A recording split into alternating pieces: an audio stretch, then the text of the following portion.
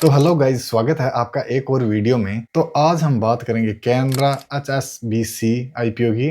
तो इस वीडियो में हम जानेंगे इसकी वर्तमान में जीएनपी क्या चल रही है, इसके फाइनेंशियल एंड फंडामेंटल और इसके पॉजिटिव और नेगेटिव्स, ताकि जिससे आप पता लगा पाओ कि आईपीओ में अप्लाई करना है या नहीं करना है। तो सबसे पहले जान लेते हैं आखिर कंपनी काम क्या करती है। तो कंपनी इनकॉर्पोरेट हुई थी 2007 के अंदर।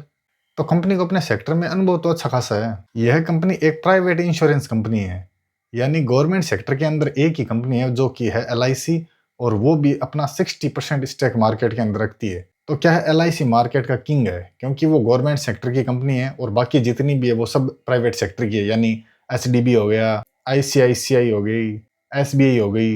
यह कंपनी विभिन्न प्रकार की सेवाएं प्रदान करती है, जैसे individual life insurance, group life insurance और रिटायरमेंट एंड पेंशन प्रोडक्ट्स, और जो गवर्नमेंट स्कीम भी होती है वो भी सुविधा उपलब्ध करवाती है, और उसके साथ साथ डिजिटल इंश्योरेंस भी उपलब्ध करवाती है। तो कंपनी का काम बड़े लेवल पर है, नो डाउट। तो एक बात आप जरूर ध्यान रखना, ये टॉप लीडिंग कंपनियों में नहीं आती है, लेकिन शायद टॉप 10 में तो जरूर आती है। तो अब जान लेते हैं इसकी जीएमपी कितनी चल रही है। इसकी जीएमपी वर्तमान में 10% ही चल रही है।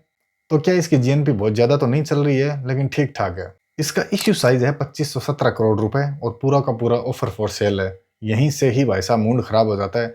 मतलब जो भी कंपनियां ऑफर फॉर सेल लेके आती है उसका मतलब तो यही है कि प्रमोटर्स अपनी होल्डिंग बेच के निकल जाएंगे और रिटेलर्स को चूना लगा देंगे भाई साहब। मतलब चेप के निकलने का प्लान है ये। तो ये 10 रुपए फेस वैल्यू पे आ रहा है। फेस वैल्यू के हिसाब से इसकी वैल्यूएशन थोड़ी सी अट्रैक्टिव लग रही है, और इसका बैंड प्राइस है 100 रुपए से लेके 106 रुपए के बीच में, और एम्प्लॉयज को 10 रुपए का डिस्काउंट दिया जा रहा है, और रिटेल कोटा है 35%। इसकी ROE निकल के आती है 7.71%, जो कि कम है भाई साहब, मिनिमम 15% तो होनी ही चाहिए। अब जान लेते हैं कंपनी के फाइनेंशियल और फंडामेंटल्स।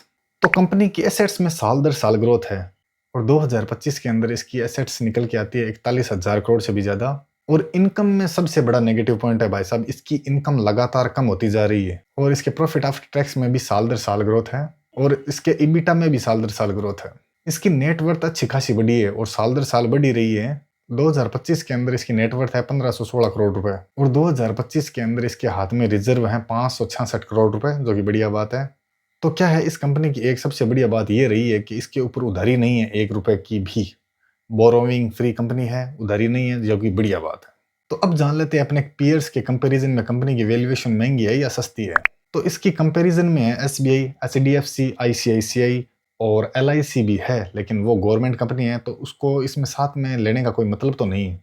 तो SBI का पी निकल के आता है 74, और HDFC का पी निकल के आता है 90 रुपए, और ICICI का निकल के आता है 73, और कैनरा लाइफ का पी निकल के आता है 86 रुपए, जो कि क्या वैल्यूएशन महंगी है, पी बहुत महंगा है भाई साहब। तो अब बात करते हैं इस कंपनी में अप्लाई करना चाहिए या नहीं करना चाहिए।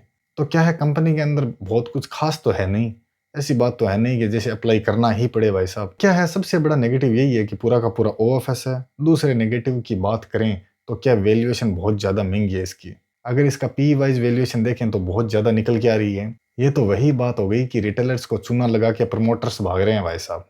पॉजिटिव में देखें तो इसका बैंड प्राइस थोड़ा सा अट्रैक्टिव लग रहा है, और एक दूसरा पॉजिटिव देखें तो बोरोविंग नहीं है कंपनी के ऊपर।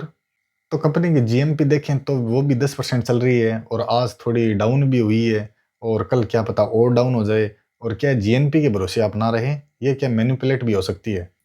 मतलब सब्सक्रिप्शन बढ़ाने के लिए, सिर्फ रिटेलर्स को दिखाने के लिए भी जीएनपी होती है कभी कभी, आप ध्यान रखना ये। और क्या है, लास्ट दिन ही अप्लाई करना। जो ऐसे आईपीओ होते हैं ना जिसमें कंपनी में कुछ खास नहीं होता है, तो क्या उसके अंदर लास्ट दिन ही अप्लाई करना चाहिए। और कैनरा बैंक क्या है, अच्छा खासा जाना माना नाम है, इसे कोई दिक्कत नहीं है। अब आप इसमें अप्लाई करेंगे या नहीं करेंगे वो जरूर बता दीजिएगा। धन्यवाद।